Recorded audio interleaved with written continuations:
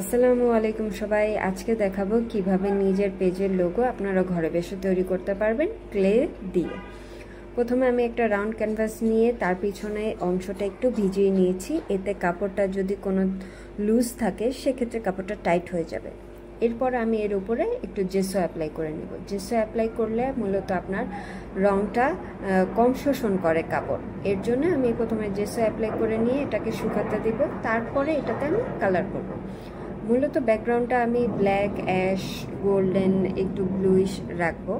So আমি প্রথমে ক্যানভাসের দুই সাইডেই একটু ব্ল্যাক আর হোয়াইট মিলে অ্যাশ কালার করে একটা শেড দিব, তারপরে মাঝখানে গোল্ডেন কালারটা দেওয়ার চেষ্টা করব। দেখতেই পাচ্ছেন আমি কিভাবে করছি। এটা খুবই ইজি, আপনারা চাইলেই ঘরে বসে করতে পারবেন।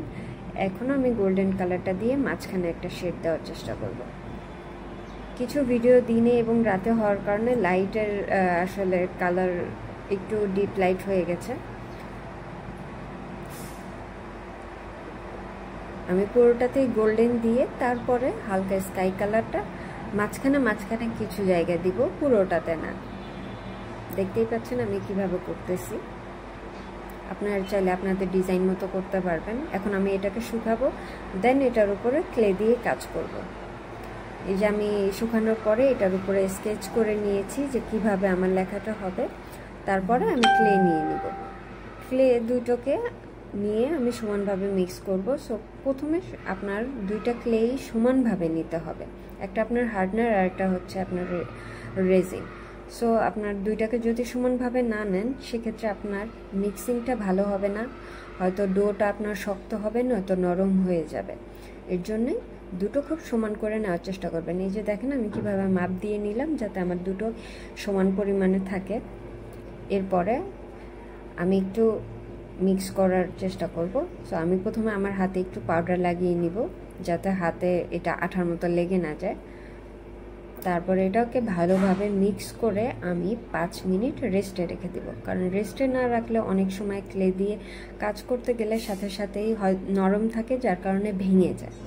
তো এর জন্য আমি 5 মিনিটের রেস্টে রাখবো। রেস্টে রাখলে হবে কি, এটা এমন একটা টেক্সচারে আসবে যে আপনি এটাকে যখন বড় রশির মতো লম্বা করে বানাবেন তখন এটা ভাঙবে না। এই যে দেখতে পাচ্ছেন এটা কিন্তু এখন ভাঙতেছে না, কিছুই হচ্ছে না, বা একটার সাথে একটা লেগেও যাচ্ছে না। এখন আমি জাস্ট আমার ক্লেটা রেডি। এখন ফেভিকল দিয়ে আমি জাস্ট টেক্সচার মানে অক্ষরগুলোর উপরে আর্ট করে নিলাম। এখন ক্লেটা জাস্ট রিপ্লেস করে দেওয়ার পালা। আমি পুরোটা দেখাবো না, জাস্ট কিছু কিছু অক্ষর দেখাবো, কারণ নয়তো ভিডিওটা অনেক বড় হয়ে যাবে। আপনারা প্রথমটা দেখে বুঝতেই পারছেন কিভাবে কাজ করতে হবে। আমি কিছু কিছু ওয়ার্ড আগেই বানিয়ে সাইডে রেখেছিলাম, এখন জাস্ট এখানে বসিয়ে দিচ্ছি, দেখতেই পাচ্ছেন। তারপর একটু হাত দিয়ে চেপে চেপে আমি জাস্ট একদম ফেভিকলের সাথে এখানে বসিয়ে নিচ্ছি, যাতে কোনো ধরনের ফাঁকা বা বাবলস না থাকে, যাতে পরে এটা শুকালে উঠে না যায়। এর জন্য আমি একটু হাত দিয়ে জাস্ট চেপে চেপে দিচ্ছি এবং শেপটাও একটু ঠিক করে দিচ্ছি। অনেক সময় দেখা যায় যে লাগানোর পর বাঁকা হয়ে যায়, তো হাত দিয়ে আপনি চাইলে এটা ঠিক করে নিতে পারবেন।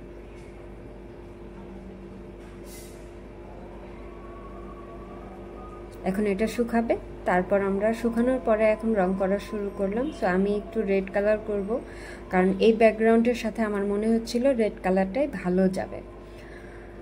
শুধুমাত্র এই নামটা চাইলে আপনার এইভাবে নাম লিখতে পারবেন, আবার চাইলে সাথে টেক্সচার পেস্ট দিয়েও বানাতে পারবেন। তবে আমি টেক্সচার পেস্ট দিয়ে হচ্ছে আমার নামের পাশাপাশি লোগোটাও তৈরি করব। লোগোটা আমি ব্লু কালার দিয়ে করেছি, তবে ওটা অফ ক্যামেরায় করার কারণে আপনাদেরকে দেখাতে পারছি না।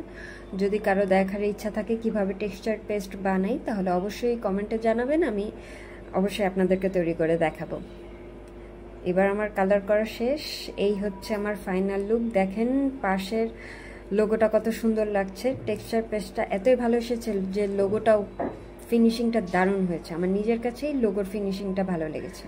কেমন হয়েছে জানাবেন। ধন্যবাদ সকলকে।